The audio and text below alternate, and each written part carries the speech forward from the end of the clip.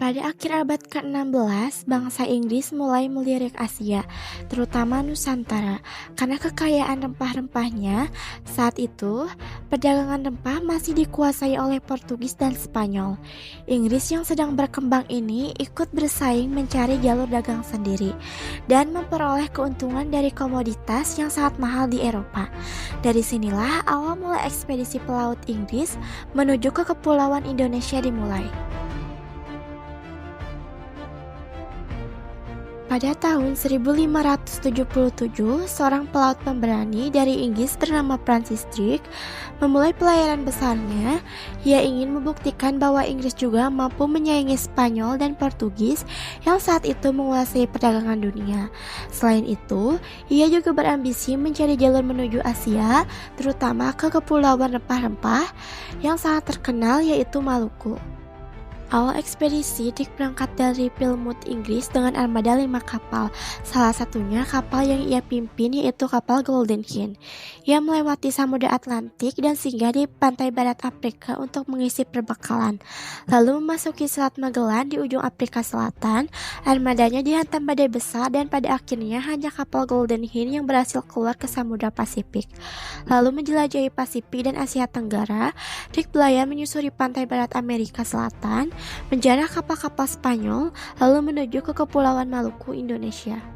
Akhirnya, setelah perjalanan panjang dan penuh bahaya, Drake sampai di Kepulauan Indonesia, tempatnya di Ternate, Maluku pada tahun 1579. Di sana ia disambut oleh Sultan Ternate. Pertemuan ini sangat penting karena Drake berhasil menjalani hubungan dagang dengan kerajaan yang kaya akan rempah-rempah, terutama cengkeh. Bagi Inggris, ini adalah kesempatan emas untuk memasuki jalur perdagangan Asia yang sebelumnya dikuasai oleh Spanyol dan Portugis. Setelah memperoleh persediaan rempah-rempah, Drake melanjutkan pelayarannya melewati Samudra Hindia dan singgah di Cape Town, Afrika Selatan, lalu kembali ke Inggris pada tahun 1580.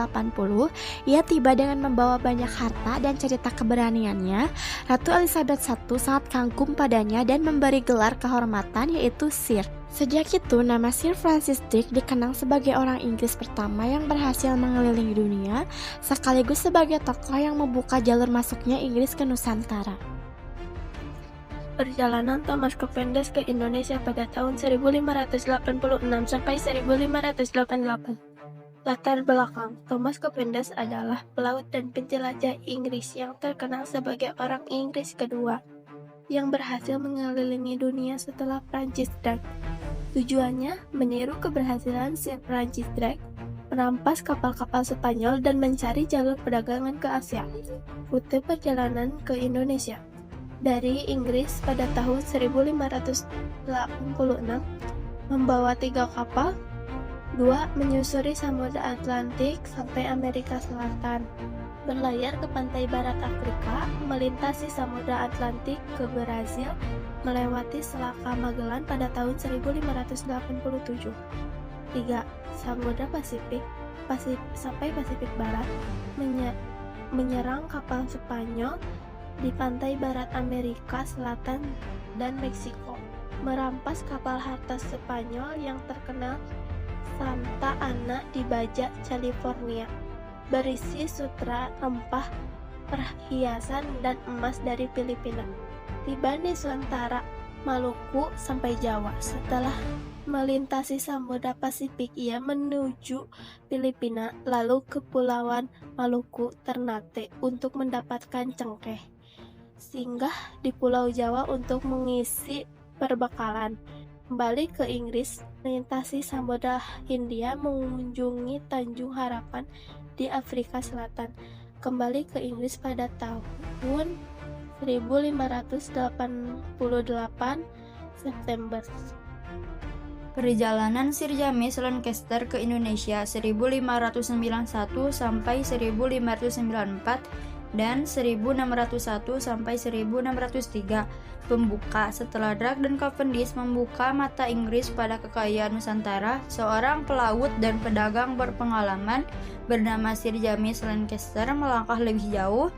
Ia bukan sekadar berlayar untuk petualangan, Lancaster datang membawa misi dagang yang kelak menjadi pondasi berdirinya East India Company dan hubungan Inggris-Indonesia. 1. Ekspedisi pertama 1591 sampai 1594 berangkat dari Inggris tahun 1591 bernama John Raymond dan Samuel Cochrane. Tujuannya menemukan jalur laut langsung ke Asia untuk rempah-rempah, melewati Tanjung Harapan, Afrika Selatan, masuk ke Samudra Hindia, lalu berlayar ke Sumatera dan Selat Malaka. Tahun 1592 ia sampai di Aceh dan Banten, mencoba berdagang dengan kerajaan setempat. Ekspedisi ini sulit, banyak kru meninggal karena penyakit, tetapi Lancaster berhasil membawa pulang sebagian rempah. 2. Ekspedisi kedua 1601 sampai 1603. Kali ini Lancaster memimpin ekspedisi resmi pertama East India Company dengan 4 kapal besar, Red Dragon kapal utama, Hector, Ascension, dan Susan. Berangkat dari Woolwich, Inggris, Februari 1601 sehingga di Tanjung Harapan untuk pembekalan, lalu menuju Aceh. Di Aceh ia bertemu Sultan dan menjalin hubungan diplomatik. Lalu ke Banten, Jawa Barat, pusat perdagangan lada terbesar saat itu. Mendatangani perjanjian dagang dengan Sultan Banten pada Juni 1602. Dari sini Lancaster pulang ke Inggris dengan muatan lada dan rempah yang besar. 3. Dampak perjalanannya. Perjanjian Banten 1602 menjadi tonggak awal kehadiran Inggris di Nusantara. Lancaster dianggap pionir perdagangan rempah Inggris di Asia. Ekspedisinya menginspirasi pelaut dan pedagang Inggris lain untuk datang ke Indonesia.